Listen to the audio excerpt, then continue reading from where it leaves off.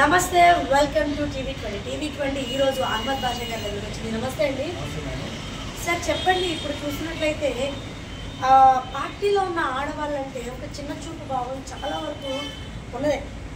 ఎప్పటి నుంచో ఒకరినొకరిని దూషించుకోవడం జరుగుతుంది. ఇప్పుడు ఆడవాళ్ళని మగవారు దూషించడం ఒక సైడ్, ఆడవాళ్ళకి కించపరచడం ఒక సైడ్. దీన్ని మీరు ఎలా ఖండిస్తున్నారు, ఎలా స్పందిస్తున్నారు? నేను 100% ఆడవాళ్ళని చాలా గౌరవిస్తాను. ఆ పార్టీ లేదు, వేరే పార్టీ లేదు.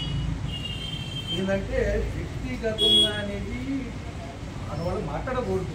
ఎవరి వ్యక్తిగతాలు, ఎవరి జీవితాలు వాళ్ళ స్వేచ్ఛ ఉంది. ఎవరి స్వేచ్ఛ ఉంది, కాదనుకోండి.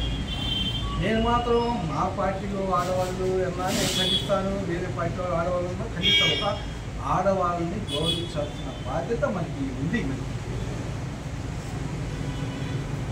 ఆడవాళ్ళు మగవాళ్ళు తిట్టకూడదు, మగవాళ్ళు ఆడవాళ్ళు తిట్టకూడదు. ఏ పార్టీ అయినా సరే చూస్తున్నట్లయితే ప్రతి ఒక్కరూ ఇదొక ప్యాషనెట్గా అయిపోయింది. అంటే ఎందుకు పార్టీలో ఉన్న ఆడవాళ్ళంటే అది చులకన భావం.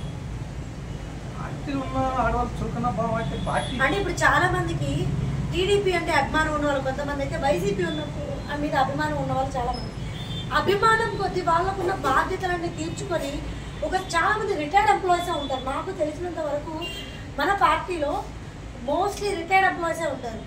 రిటైర్డ్ ఎంప్లాయీస్ అంటే వాళ్ళ బాధ్యతలన్నీ నిర్వర్తించి వాళ్ళు రెస్ట్ తీసుకోవాల్సిన టైంని పార్టీ కోసం గడుపుతూ ఉంటారు. మరి వాళ్ళని ఎందుకు ఇలా దూషిస్తూ ఉంటారు ఆడవాళ్ళని?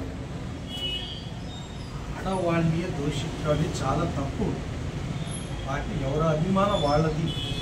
ఆ పార్టీలో ఆడవాళ్ళు ఉన్నారు, అభిమానం మాది. వాళ్ళ పార్టీలో వాళ్ళు ఆడవాళ్ళు ఉన్నారు, అభిమానం వాళ్ళది. కానీ అభిమానం దాటిపోతుంది. వాళ్ళ అభిమానం అనేది దాటిపోతుంది. ఒకప్పుడు అభిమానం అనేది ఒక లిమిట్లో ఉండేది. ఇవాళ ఏంటంటే మనం రాజకీయంలో ఉన్నప్పుడు చాలా పద్ధతిగా మనం మాట్లాడాలి. మాట్లాడేటప్పుడు లక్ష